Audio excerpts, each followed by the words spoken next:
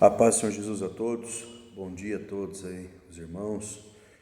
Irmãos, passando a deixar uma breve reflexão aqui, como vocês viram aí, já deixei 3 perguntinhas aí para quando os irmãos puderem pensar um pouquinho, para raciocinar nas coisas de Deus aí e trabalhar, né, irmãos, para o Senhor, para a gente pensar nas coisas do céu, né, como diz lá em Colossenses 3, 1 e 2, se já ressuscitasse com Cristo, pensai nas coisas que são de cima, não de baixo.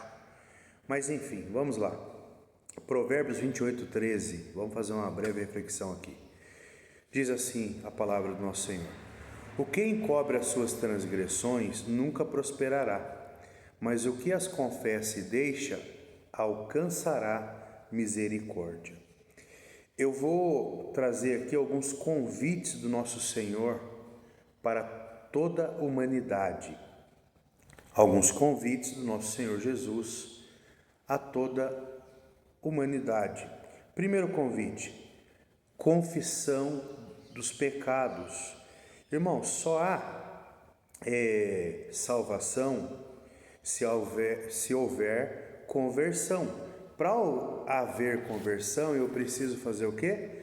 Confessar meus pecados. Porque se eu não confessar meu pecado, como que eu vou ter o perdão deles?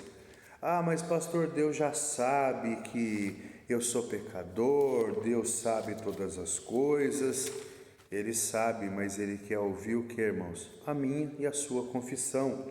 Mateus 18, versículo 15 diz assim, ora, se teu irmão pecar contra ti, vai e repreende-o entre ti e ele só. Se te ouvir, ganhaste o teu irmão.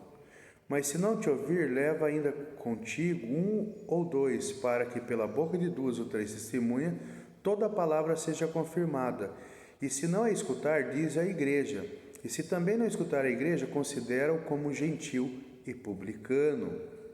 Irmãos, vemos que a confissão do pecado é que nos traz o quê? O verdadeiro arrependimento. Logicamente que esse capítulo e versículo de Mateus 18 está falando de um irmão que pecar, como a igreja deve proceder, como a irmandade deve proceder. O pastor chama o irmão sozinho, fala com ele. Se ele colocar a mão na consciência e falar, não, pastor, eu fiz mesmo, não vou fazer mais, ganhei o irmão. Mas se ele se relutar, falar, não, eu não fiz, a minha vida particular não te interessa, o senhor não tem nada a ver com isso, eu tenho que chamar ele e 2 testemunhas. Se ele continuar assim, ainda relutando contra a verdade, eu conto para a igreja. Aí eu vou tratar ele como um gentil, quer dizer, eu tiro ele da comunhão da igreja. Enfim, qual é o segundo passo, irmãos? Dos convites que o nosso Senhor nos faz, a conversão do homem. Em Mateus 18, 3, vamos lá? Mateus 18, 3. É um convite, irmãos, à conversão. Diz assim, em verdade vos digo que se não vos converterdes e não vos fizerdes como criança, de modo algum entrareis no reino de Deus. Então, irmãos, veja bem, é um convite do Senhor. Um convite para todos os seres humanos se converter. O que é conversão, irmãos? É mudar de direção. A conversão nada mais é que mudar de direção. O apóstolo Paulo, em Efésios, ele dá algumas advertências do que é uma conversão. Aquele que furtava, não furte mais. Aquele que falava palavras torpes, não fale mais. Aquele que bebia, não beba mais. Aquele que mentia, não minta mais. E assim por diante. Resultado de uma conversão. Terceiro convite do nosso Senhor Jesus. O discipulado. Por que o discipulado, irmãos? Tem muita gente que até vem para a igreja. Eles se convertem ao Senhor. Chega na igreja. Só que chega na igreja eles param. Eles não fazem discípulo. Simplesmente eles estacionam. Ficam na inércia, dormem na presença de Deus e acham que aquilo ali está bom, que aquilo ali já cumpriram aquilo que o Senhor queria deles. Veja bem, Mateus 9:23 diz assim: E dizia a todos: Se alguém quer vir após mim, negue-se a si mesmo, toma cada dia a sua cruz e siga-me. Porque qualquer que quiser salvar a sua vida, perdê-la-á, mas qualquer que por amor de mim perder a sua vida, salvará. Agora veja bem, irmãos, eu se negar a mim mesmo, para quê? Para mim ter um discipulado. Primeiro eu tenho que ser discípulo, para depois eu fazer discípulo. Nós somos chamados para sermos o que? Discipuladores, não frequentadores de igreja apenas.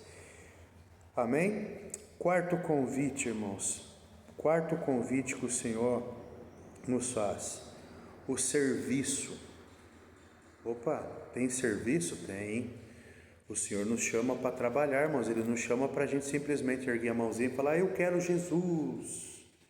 Para mim vir na igreja pedir um hino, para vir na igreja pregar no púlpito. Não, isso aqui não é fazer obra. Isso aqui não é fazer obra de Deus. Fazer obra de Deus é lá fora. Fazer obra de Deus é ir atrás dos perdidos. Fazer obra de Deus é buscar aqueles que a sociedade não quer mais. Fazer a obra de Deus, irmãos, é lá no hospital. É lá no hospital. Fazer a obra de Deus, aleluia, Jesus, é quando alguém está enfermo, eu ir lá visitar, orar por ele, falar de Jesus, ganhar almas para o reino do Senhor. E vamos ver qual é o convite de Jesus aqui, Mateus 28, 19 e 20. Olha só, Mateus 28, 19 e 20. Convite do Senhor para a nossa vida. E nós achamos que, não, já estou lá na igreja, já me batizei, estou salvo, já tá bom do jeito que está. Nós vamos ter surpresa naquele grande dia, igreja. Mateus 28, 19 e 20 diz assim: Portanto, ide, ensinai todas as nações, batizando em nome do Pai, do Filho e do Espírito Santo, ensinando a guardar todas as coisas que eu vos tenho mandado. E eis que estou convosco todos os dias até a consumação do século. Quando o Senhor vai estar comigo? Quando eu praticar o que Ele mandou eu fazer. Ele falou, portanto, ide, ensinai todas as nações, batizando em nome do Pai, do Filho e do Espírito Santo. Quer dizer o que, irmãos? Eu tenho que discipular. Eu tenho que ensinar as pessoas a guardar as coisas que Ele tem mandado. O que Ele tem mandado guardar? Não é a palavra de Deus? Não é amar a Deus sobre todas as coisas e o próximo como a mim mesmo? Os 10 mandamentos se reduzem em 2. Será que nós temos feito isso? Olha os convites de Jesus. E o último convite, irmãos, de Jesus, para a gente finalizar: a prontidão para o dia da sua volta. Você está preparado para a volta de Jesus? Se Jesus voltasse hoje, será que Ele pegaria eu e você preparado? Será que nós subiríamos ou ficaríamos? Se nós morrermos hoje, no dia da ressurreição, será que nós ressuscitaríamos para ir para a glória ou para a vergonha eterna, sermos condenados? O último convite de Jesus é para nós estarmos prontos. Eu vou citar aqui Mateus 25, que é a parábola das 10 virgens. Por que a parábola das 10 virgens? A parábola das 10 virgens diz assim: então o reino do céu é semelhante a 10 virgens que, tomando as suas lâmpadas, saíram ao encontro do esposo, e 5 delas eram prudentes e 5 loucas. As loucas, tomando as suas lâmpadas, não levaram azeite consigo, mas as prudentes levaram azeite em suas vasilhas com suas lâmpadas. E tardando o esposo, transcanejaram todas e adormeceram. Mas à meia-noite ouviu-se um clamor. Aí veio o esposo, saiu ao encontro. Então todas aquelas virgens se levantaram e prepararam as suas lâmpadas. E as loucas disseram às prudentes: dai-nos o vosso azeite, porque as nossas lâmpadas se apagam. Mas as prudentes responderam, dizendo: não seja caso que nos falte a nós e a vós? E diante aos que vendem e comprai para vós. E tendo elas ido comprá-lo, chegou o esposo, e que estavam preparadas entraram com ele para as bodas, e fechou-se a porta. E depois chegaram também as outras virgens, dizendo: Senhor, abre-nos a porta. E ele respondendo disse: em verdade vos digo que vos não conheço, vigiai, pois, porque não sabeis o dia e a hora em que o Filho do Homem há de vir. Então, irmãos, isso quer dizer que o quê? Se eu e você não estiver preparado, nós vamos ficar. Vemos aqui que a porta se fechou. As 5 prudentes, o que é um povo prudente? é aquele, irmãos, que, lógico, nós temos uma vida terrena, lógico, nós temos compromisso, é trabalho, é estudo, é filhos, escola, muitas coisas nós temos aqui na terra. Porém, se eu não priorizar o que é do céu, irmãos, eu estou deixando simplesmente Cristo aonde? De lado. Aí quando que eu pego Cristo? Agora eu quero Jesus. Quando? Não, agora, estou passando dificuldade, agora eu quero Ele. Aí eu uso o Senhor como remédio. Estou doente, eu quero Jesus. Aí eu pego o controle. Eu estou necessitado de dinheiro, agora eu quero Jesus, eu uso Ele como banco. Meu Deus, agora eu quero a casa própria. Eu quero isso, eu quero aquilo, eu quero um marido, eu quero uma esposa. Você entendeu? É assim que as pessoas hoje estão querendo Jesus. Infelizmente. Porque tem pastores sem vergonha ensinando dessa maneira. Mas aqui, graças ao bom Deus, na Nova Canaã, o Senhor me levantou para pregar as boas novas, mas com verdade, não com mentira. Então, meu irmão, fica esses convites aí, para todos nós.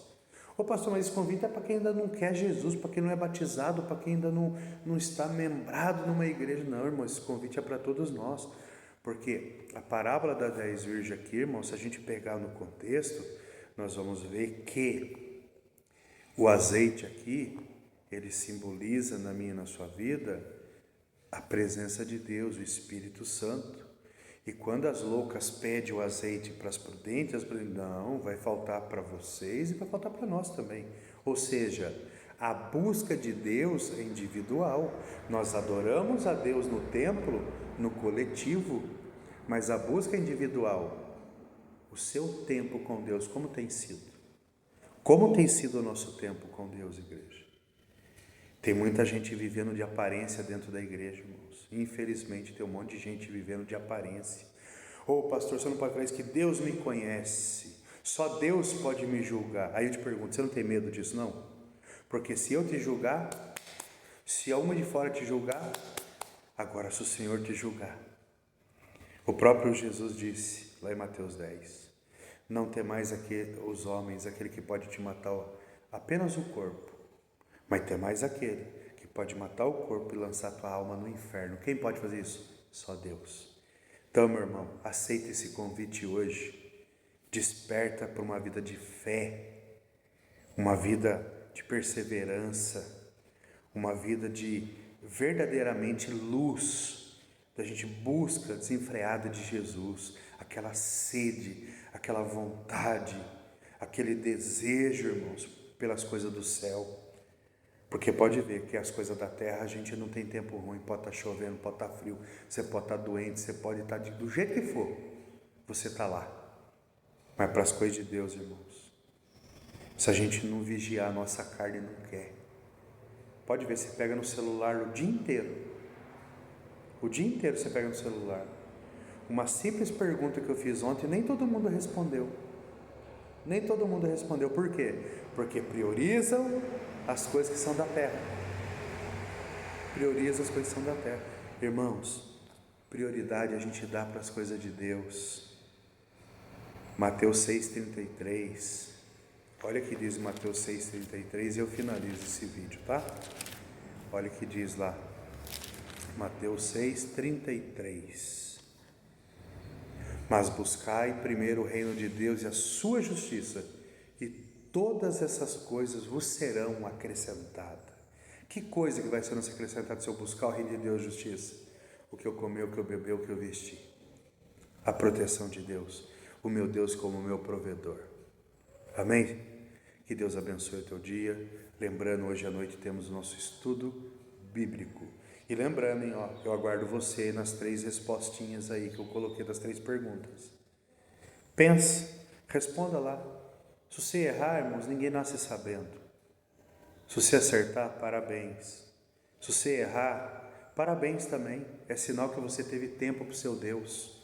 É sinal que você parou 1 minuto que seja da sua vida para pensar nas coisas do céu. Deus abençoe. Em nome de Jesus.